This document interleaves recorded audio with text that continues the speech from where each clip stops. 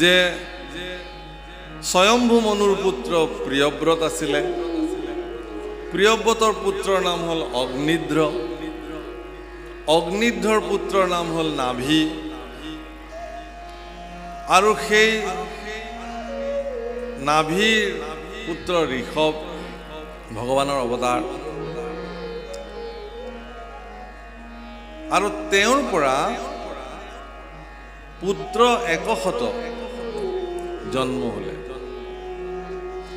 এতিয়া সেই সমূহৰ ভিতৰত বিভাজন কেনেকৈ হৈছে ইয়াত কৈছে।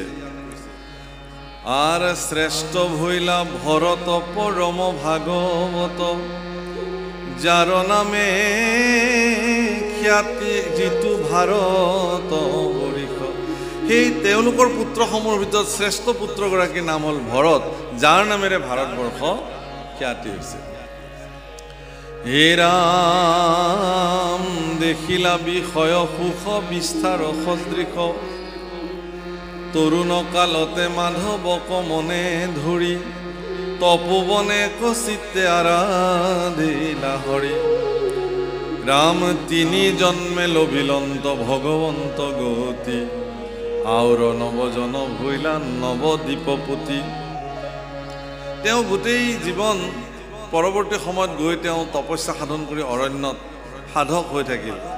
আৰু 9গৰাকী 9খন বৰ্ষৰ একোজন পতি, তাৰমানে ৰজা হ'ল তেওঁলোক।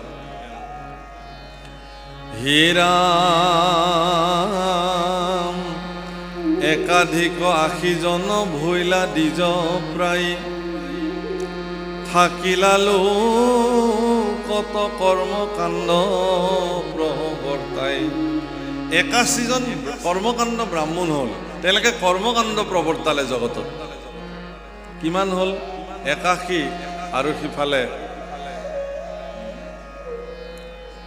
10, 91 হ'ল আৰু 9গৰাকী থাকিল। হে ৰাম মহাসিদ্ধ ভৈলা তত্ত্বজ্ঞানী নৱজন, ঈশ্বৰ কৃষ্ণক মাত্ৰ কৰে নিৰূপণ।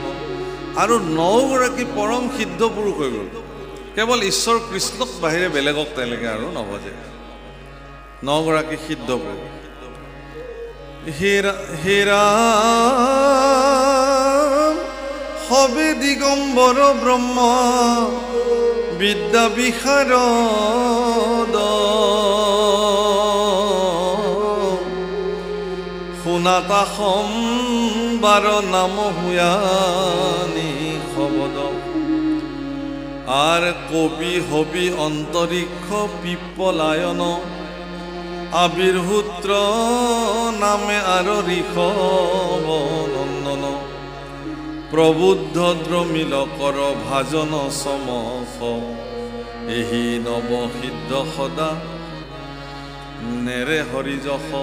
এই 9গৰাকী কবি হবি পিপ্পলায়ন সমখ কৰভাজন, এইসকল এই 9গৰাকী সিদ্ধ পুৰুষ। এওঁলোকে কাপোৰ নিপিন্ধে, দিগেই তেওঁলোকৰ বস্ত্ৰ, সেইকাৰণে দিগম্বৰ তেওঁলোক। আৰু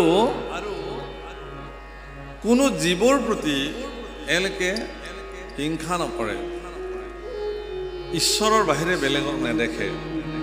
এই 9গৰাকী সিদ্ধ পুৰুষ। ৰাম সুৰসিদ্ধ নাগকতো নাহি আশকতি, আকাশে সঞ্চৰে খব অবাধিত গতি। যজ্ঞ কৰিবৰ কাৰণে প্ৰস্তুত কৰিলে, সেই যজ্ঞস্থলীত 9গৰাকী সিদ্ধ পুৰুষ আহি উপস্থিত হয়।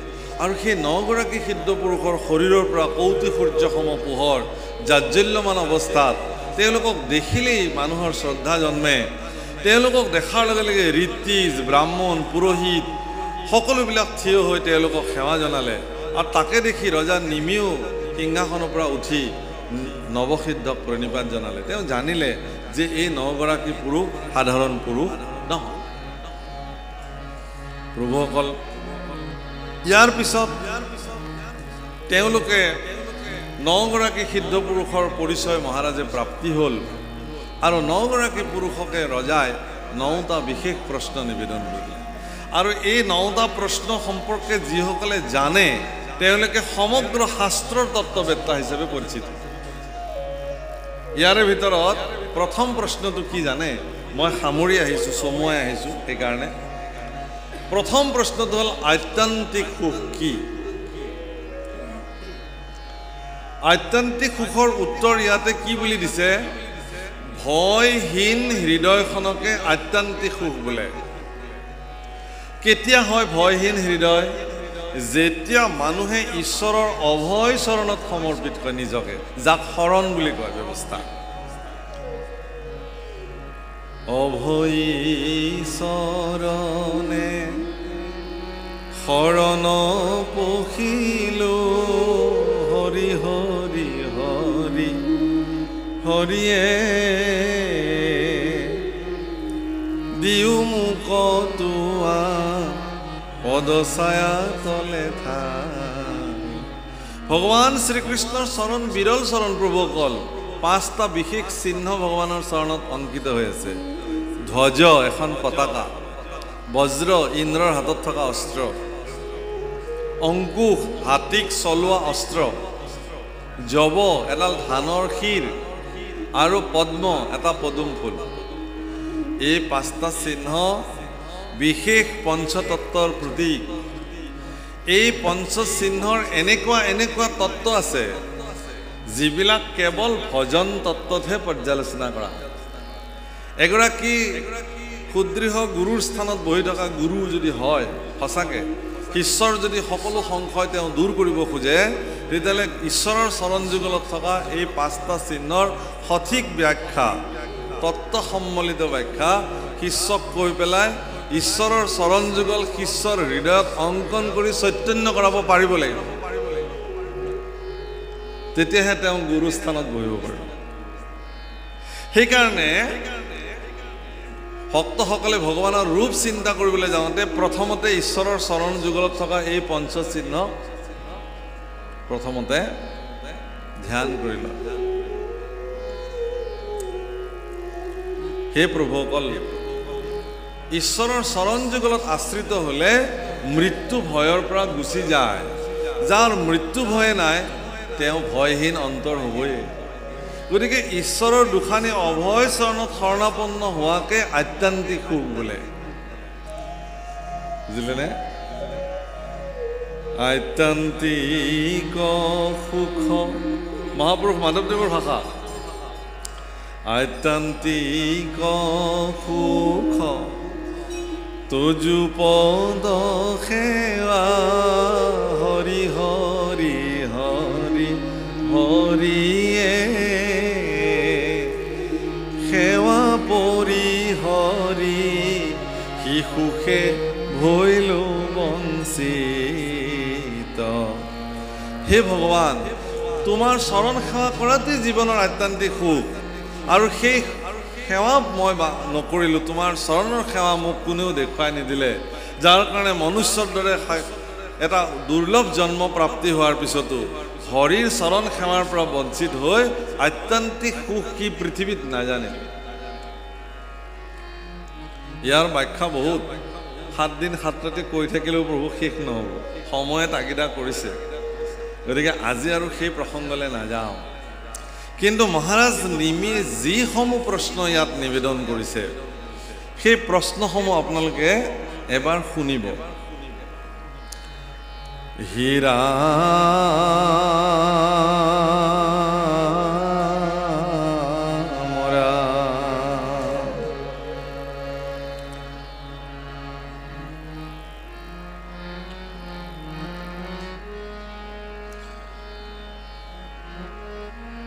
হে ৰাম সবাৰো পাৱত পৰি পুচু প্ৰণিপাতে,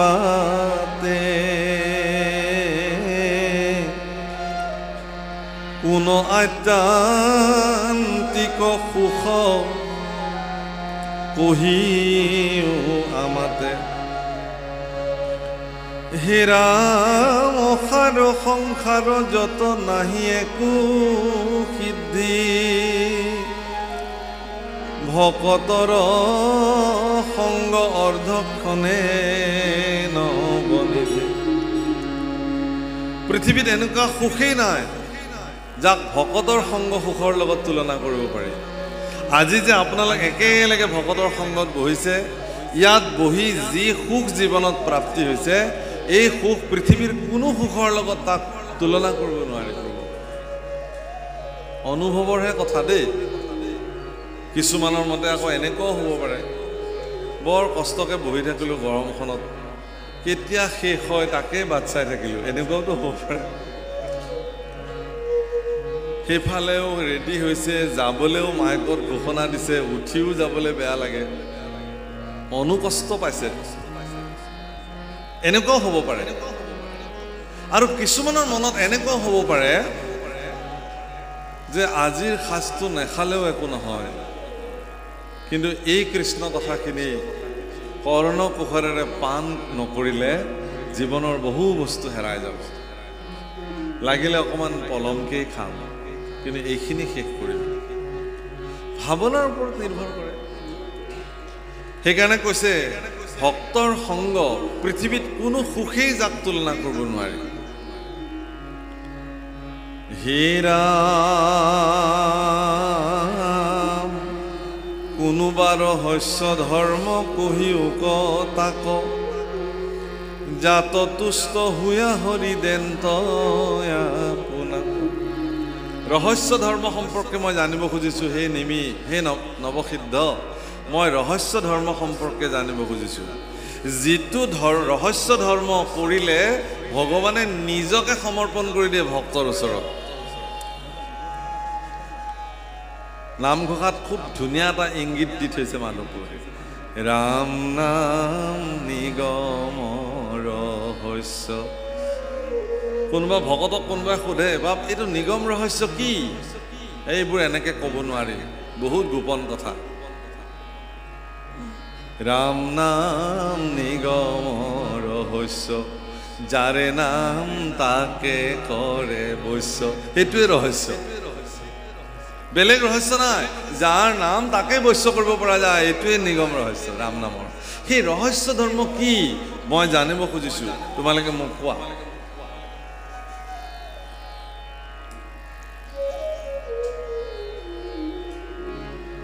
হে ৰাম তাক শুনি বাকল যোগ্য যেবে হওঁ আমি, তেবে সে কহিবা বোলো সবা প্ৰণামী। যদি মই শুনিবৰ কাৰণে যোগ্য বুলি তোমালোকে মোক ভাবা, তেতিয়াহ'লে কোৱা। আৰু যদি যোগ্যতা নাই বুলি ভাবা, নালাগে ক'বলৈ। প্ৰভুসকল, কৃষ্ণ কথা শুনাৰ এইটো এটা তৰিকা, ব্যৱস্থা। বিভিন্ন স্থানত দেখা যায় যে আজি কোন ভাগৱতী আহিব, দুটা প্ৰশ্ন কৰিব, তাতে পৰীক্ষা হৈ যাব তেওঁ কিমান ভাগৱত পঢ়ে। আৰু সেই ভাৱনাৰে আহি বহি থাকে, ৰ'ব বাপ মোৰ প্ৰশ্ন আছে দুটা। ভাগৱতত সনাতন পৰম্পৰাত ব্যৱস্থা কি দিছে জানে? পৰিসেৱায়াম প্ৰণিপাতেন পৰিপ্ৰশ্নেন। আগতে গুৰু সেৱা কৰিব লাগিব, তেওঁৰ সেৱাত নিজক সমৰ্পিত কৰিব লাগিব। কৰি কৰি কৰি তেওঁক অত্যন্ত বিনম্ৰতাৰে প্ৰশ্ন কৰিব লাগিব যে গুৰুদেৱ, মই এই সম্পৰ্কে জানিব খুজিছোঁ। যদি আপোনাৰ প্ৰতি গুৰু কৃপা হয়, তেতিয়াহ'লে গুৰুৱে আপোনাক ক'ব। দুজন তেনেকুৱা বোলে মদগৰ্বী শিষ্য আহি গুৰুৰ ওচৰত ওলাল, গুৰুদেৱ আমি তোমাৰ ওচৰত শৰণ ল'ব খুজিছোঁ। অঁ ভাল কথা, লোৱা। দিলে শৰণ। বোলে এতিয়া আমাক উপদেশ দিয়া। কি উপদেশ দিম? নাম ল'বা বাবা, যোৱা নাম ল'বা, নাম ল'বা। এই আমিতো নাম লৈয়ে থাকোঁ গুৰুদেৱ, তাতকৈ ওপৰৰ কিবা উপদেশ আছে যদি কোৱা। বোলে মহাভাৰত কওঁ নেকি? আমি মহাভাৰত জানো গুৰুদেৱ, তাতকৈ ওপৰৰ কিবা আৰু তত্ত্ব আছে যদি কওঁ। বোলে তেতিয়াহ'লে বেদৰ কথা ক'ব লাগিব। বোলে বেদো আমি জানো, প্ৰায় জানোৱেই আমি, বেদৰ কথাও আমাক তাতকৈ ওপৰৰ কিবা আছে যদি ক'ব লাগে। কৈছে গীতাৰ মাহাত্ম্য। কৈছে অকণমান পাৰি শুনিব, কওক গীতাৰ মাহাত্ম্য কওক। গীতাৰ মাহাত্ম্য কৈ থাকোঁতে তেওঁ ক'লে, সৰ্ব উপনিষদ গাৱ দুগ্ধা গোপাল নন্দন, সুধীৰ ভক্তা পাৰ্থ দুগ্ধম গীতামৃত মহৎ। সকলো উপনিষদবিলাক গায় আৰু অৰ্জুন তাৰে দামুৰি ভগৱান কৃষ্ণ নিজে দুগ্ধা মানে গাখীৰ খীৰাওঁতা আৰু গীতা অমৃত দুগ্ধ হিচাপে প্ৰকাশিত। বহুত বুজালে ভাগৱত মহাত্ম গীতা মহাত্ম সুন্দৰকৈ ক'লে। বোলে হ'ল বুজি পাইছা? পাইছোঁ। একদম বুজি পাইছা? অঁ বুজি পাইছোঁ। বাহ, ঈশ্বৰটো বহুত ওপৰত। বোলে গুৰুদেৱ এটা কথা বুজি নাপালোঁ। কি? এই যে শ্লোকটোত দুটা গাধৰ কথা ক'লে, কোন গাধ দুটাৰ কথা কৈছে? সেই গাধ দুটা কি? আচলতে দুগ্ধা কৈছে না, দুগ্ধা সৰ্বোপনিষদ গাব দুগ্ধা গোপাল নন্দন। সেই দুগ্ধা মানে গাখীৰ খীৰাওঁতা শব্দটো গাধা শুনিলে তেওঁলোকে। গুৰুদেৱে বোলে ভাল শিষ্য পালোঁ দেই। কৈছে মই সেই গাধ দুটাৰ কথা ক'বলৈ থাকি গ'ল। ঠিক আছে বহা কওঁ। বোলে এটা গাধ তুমি নিজেই আৰু এটা মই নিজেই। কাৰণ তোমাৰ নিচিনা শিষ্যক মই যে এই ধৰ্ম দিলোঁ, ময়ো আচলতে এজন গাধয়ে হয়। প্ৰভুসকল, আমিবিলাকে কাৰোবাৰ প্ৰেছাৰত পৰি, কাৰোবাৰ তাগিদাত পৰি শৰণ ল'বলৈ বাধ্য হয়। স্বতঃস্ফূৰ্তভাৱে মনৰ পৰা মই শৰণ ল'ব লাগে, হে ভগৱান তোমাৰ ওচৰত আশ্ৰয় ল'ব লাগে। কোনোবা গুৰুৰ চৰণত গৈ পেলাই আশ্ৰিত হৈ ঈশ্বৰৰ শৰণ ব্যৱস্থা গ্ৰহণ কৰিব লাগে। এনেকুৱা খুব কম। আপুনি শৰণ লওকচোন। বোলে মইতো নাজানোৱে শৰণ কি। বোলে ল'লেহে বুজিব দিয়ক, আগে লৈ লওক। প্ৰভুসকল, যাৰ বিনিময়ত কি হয়, শৰণ সম্পৰ্কে তেওঁ সঠিক তথ্য নাজানে। ল'ব লাগে ল'লে, থৈ দিলে বাছ। শৰণ লৈছেনে আপুনি? লোৱা আছে, মোৰ ইমান চনতে লৈ থৈ দিছোঁ। সঁচাকৈ লৈ থৈ দিছে। জীৱনত সেইটো প্ৰায়োগিক দিশত কেতিয়াও প্ৰয়োগ কৰা নাই। আজি সেইকাৰণে সুধিছে নিমি ৰজাই নৱসিদ্ধক যে মোৰ যদি যোগ্যতা থকা বুলি ভাবে তেতিয়াহ'লে মোক ক'ব লাগে ৰহস্য ধৰ্ম কি, কেনেকৈ ভগৱানক ভজনা কৰিব পৰা যায়। হে ৰাম কাক বুলি ব্ৰহ্ম কৰ্ম যোগ কাৰণ নাম অৱতৰী কেশৱে কৰন্ত গুণ কাম। আকৌ সুধিছে ব্ৰহ্ম কাক বোলে, কৰ্মযোগ কাক বোলে, কেশৱে অৱতাৰ ধাৰণ কৰি বাৰে বাৰে কি কাম কৰে। আৰ কোন যুগ ধৰ্ম অভক্তৰ কেন গতি এহি নব গোটা প্ৰশ্ন কৰিলা নৃপতি। অত্যন্ত গুৰুত্বপূৰ্ণ প্ৰশ্ন প্ৰভুসকল। মই যদি আজি ইয়াত পঢ়ি এনালাইচিছ কৰিব পাৰিলোহেঁতেন, বিশ্লেষণ কৰিব পাৰিলোহেঁতেন আৰু ভাল লাগিলেহেঁতেন, মোৰ নিজৰো ভাল লাগিলেহেঁতেন। আপোনাসৱৰ দৰে পৰম সজ্জনসকলৰ সন্মুখত কৃষ্ণ গুণ গাব পাৰিলে ভাল লাগিলেহেঁতেন। সেই বাপসকল, এই 9টা প্ৰশ্নত খুব 9গৰাকী সিদ্ধ পুৰুষে অত্যন্ত বুদ্ধিমত্তাৰে, ক্ষিপ্ৰ বুদ্ধিমত্তাৰে, অত্যন্ত তাৎপৰ্যপূৰ্ণভাৱে এক এক প্ৰশ্নৰ সঠিক উত্তৰ প্ৰদান কৰিছে। কৰ্মযোগৰ কথা কৈছে প্ৰভুসকল। কি কৰ্মযোগ? প্ৰভুসকল, আমাৰ সমাজত কিছুমান বিভ্ৰান্তি আছে। কৰ্মযোগ কয় যে এইবিলাক কৰ্মকাণ্ডী লোক, এওঁলোক জ্ঞানকাণ্ডী লোক, এওঁলোক ভক্তকাণ্ডী লোক। নহয়, আপুনি তেনেকৈ বুজিব নোৱাৰিব। কৰ্ম মাৰ্গত থকাসকলে সেইসকলক কৰ্মমাৰ্গী বুলি কয়। যিজনে কৰ্ম কৰি ফল বাঞ্ছা নকৰাকৈ থাকিব পাৰে তেওঁ কৰ্মমাৰ্গী। আছে কিমানজন আছে?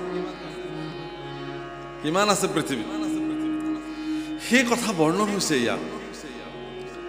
ইয়াত কৈছে ভগৱানে অৱতাৰ ধৰি কি কি কাম কৰে, কি কাম কৰে। ভগৱানে বাৰে বাৰে বাৰে অৱতাৰ ধৰি মাত্ৰ 3টা কৰ্ম কৰে। পৰিত্ৰাণায় সাধূনাম বিনাশায় চ দুষ্কৃতাম ধৰ্ম সংস্থাপনাৰ্থায় সম্ভৱামি যুগে যুগে। সাধুসকলক পৰিত্ৰাণ, দুষ্টক দমন আৰু সন্তক মানে কি ধৰ্মৰ পুনৰ সংস্থাপন, এই 3টা কাম কৰে। যুগ ধৰ্ম কি সেই সম্পৰ্কে বৰ্ণন কৰিছে। আকৌ